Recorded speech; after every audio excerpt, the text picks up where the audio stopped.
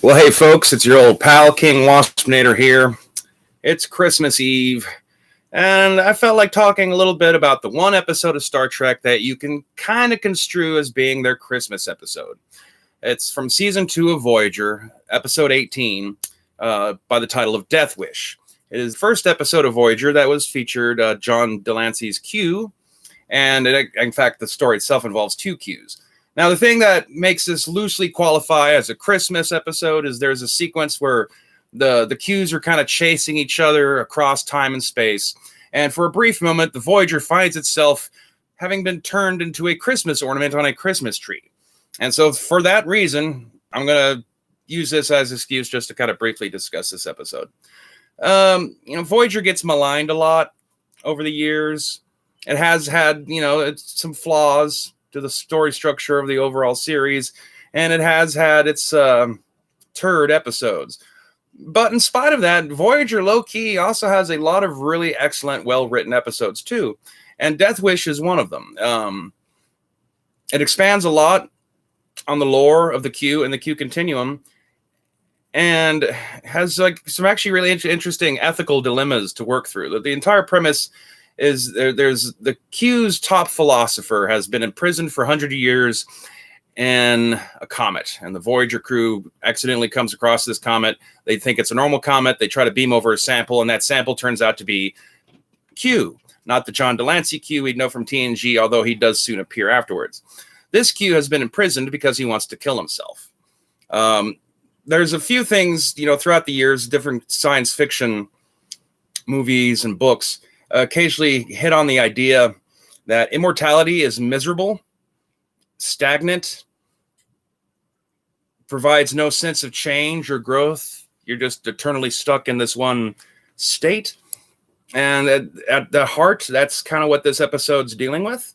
So the Q that was imprisoned wants to kill himself because he wants to end his existence. He wants to get out of this eternal trap of ennui. I mean, when you do get to see what the continuum looks like, that doesn't look like a great place to spend all of eternity, let's say. But, hey, he did get to be the dog once at one point. And so Captain Janeway is put in the unenviable position of having to arbitrate whether or not they should allow this Q to have asylum. Because if they allow the Q to have asylum on the Voyager, he's going to kill himself, and all the moral implications that has, not only, for Janeway setting things up to allow this man to die, but also the fact that it will have repercussions on how the continuum itself operates afterwards.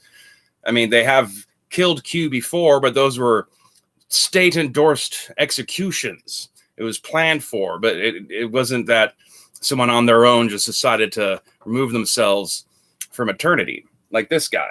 And so John Delancey's Q pops up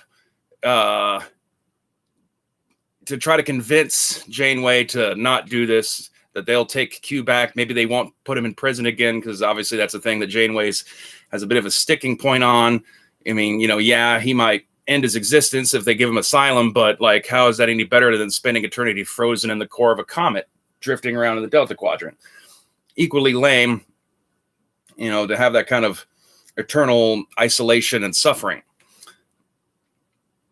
In the end, Janeway obviously consents to give our alternate Q asylum, and he does end up taking his life. Ironically, it's the original Q that we all know and love, John Delancey's Q, is the one that in the end helps him kill himself, despite all the effort he went throughout the earlier part of the episode to try to convince Janeway not to let this happen. Because in the process of their little trial, an argument over this, John Delancey's Q is kind of reminded of what he used to be, back in the early days of TNG when he was a trickster.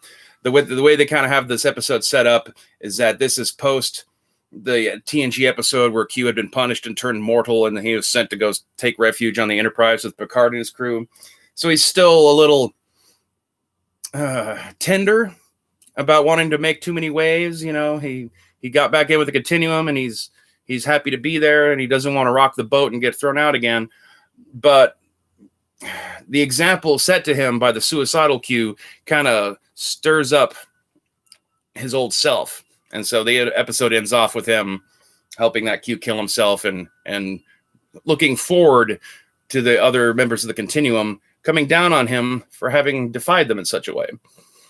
So, Star Trek Voyager's suicidal Christmas episode, I'd rate it as one of the better Q episodes overall of Star Trek in general. And it's probably easily, might not be a top 10 Voyager episode, but I'd put it up there definitely in the top 20 Voyager episodes. It holds up well. I just rewatched it for the first time in a couple years. It's, very well written and moving. Not a lot of big action, punchy kind of stuff, but that's not really what Voyager is about. And I recommend it. You're looking for a Star Trek episode to watch this Christmas Eve with your family. You could do worse.